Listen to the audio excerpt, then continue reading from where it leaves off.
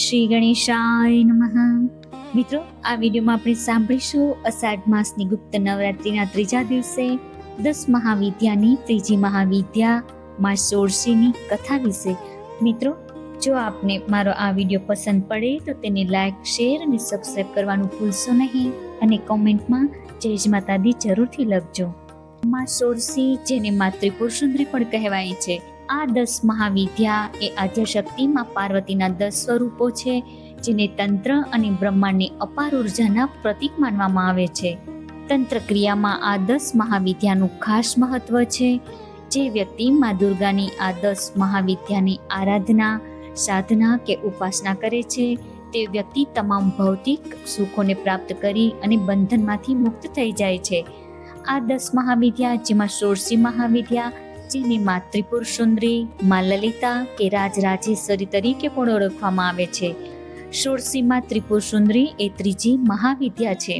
ષોડશીનો અર્થ 16 એવો થાય છે, જે માતાની 16 કળાઓથી પૂર્ણતા અને સદાય 16 વર્ષની દિવ્ય યુવાનીનું પ્રતીક માનવામાં આવે છે. અને માનાય છે કે માં ષોડશી પોતાના ભક્તોને ભૌતિક સુખ અને આધ્યાત્મિક મુક્તિ એમ બંને પ્રદાન કરે છે. માં ષોડશી એ 16 વર્ષની દિવ્ય અને યુવાની ધરાવતી અતિ સુંદર ત્રિનેત્ર ધરાવતા દેવી છે. માં ષોડશી હંમેશા મધુર સ્મિત સાથે દર્શન આપે છે અને માં ચતુર્ભુજા દેવી છે. તેમના હાથમાં પાશ, અંકુશ, શેરડીનું ધનુષ્ય અને 5 પુષ્પબાણો ધરાવે છે. અને તંત્રશાસ્ત્રમાં દેવી ષોડશીને 5 મુખવાળી વર્ણવવામાં આવે છે અને તેમને પંચવક્તા કહેવાય છે, કારણ કે તેમના દરેક ચારેય દિશામાં મુખ છે અને એક મુખ ઉપર તરફ છે. અને શેરડીનું ધનુષ્ય મનમાં મધુરતા અને સકારાત્મકતાનું પ્રતીક છે, જ્યારે 5 પુષ્પ બાણો એ 5 ઇન્દ્રિયો પર વિજય મેળવવાનું માનવામાં આવે છે. માં ષોડશીની ઉપાસના અને સાધનાથી જ્ઞાન, સમૃદ્ધિ, સૌભાગ્ય અને આધ્યાત્મિક ઉન્નતિ અને અંતે મોક્ષ પ્રાપ્ત થાય છે. માં ષોડશી માતાની ઉપાસનાનું વર્ણન તાંત્રિક અને શ્રી વિદ્યા ગ્રંથમાં જોવા મળે છે. માં ષોડશી મહાવિદ્યાની આરાધના મુખ્યત્વે શ્રીયંત્રમાં કરવામાં આવે છે અને શ્રીયંત્રને યંત્રરાજ મનાય છે, કારણ કે આ શ્રીયંત્રમાં 10 મહાવિદ્યાઓનું પૂજન સમાયેલું માનાય છે.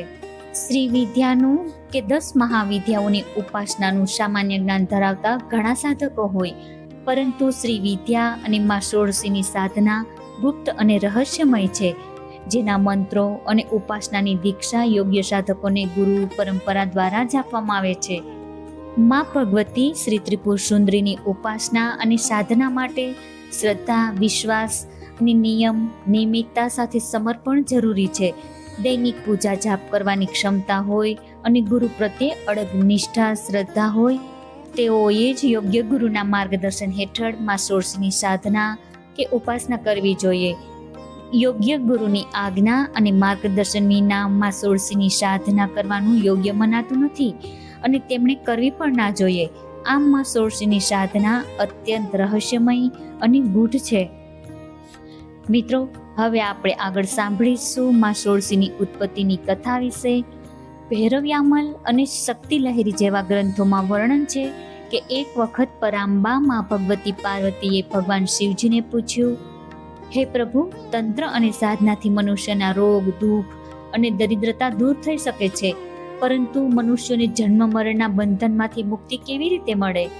કૃપા કરીને એવો ઉપાય જણાવો કે સાધકને મોક્ષ પ્રાપ્ત થાય.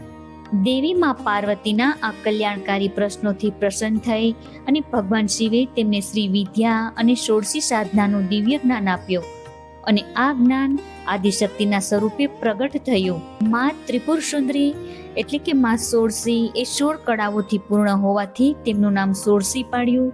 અને માં ષોડશીનું દિવ્ય નિવાસ સ્થાન અમૃત સાગરમાં આવેલા મણિદ્વીપમાં, જ્યાં ચિંતામણીથી બનેલા દિવ્ય મહેલમાં માં ષોડશી બિરાજમાન થયેલા છે. બ્રહ્મા, વિષ્ણુ, રુદ્ર અને ઈશ્વર એ માં ષોડશીના દિવ્ય સિંહાસનના આધાર છે. અને માં સદાશિવની નાભીમાંથી પ્રગટ થયેલા કમળ પર માં ષોડશી બિરાજે છે. અને આમ માતા ષોડશીની પૂજા, સાધના અને આરાધના સુખ, સમૃદ્ધિ, આધ્યાત્મિક જ્ઞાન અને જન્મ મૃત્યુના ચક્કરમાંથી મુક્તિ અપાવનાર છે. માં ષોડશી માતાની પૂજામાં મંત્રોના પાઠ, સ્તોત્ર અને ધાર્મિક વિધિનો સમાવેશ થાય છે. જેને યોગ્ય ગુરુના માર્ગદર્શન હેઠળ કરવાથી માં સોળસીની કૃપા અને આશીર્વાદ પ્રાપ્ત કરી શકાય છે. ધન્યવાદ.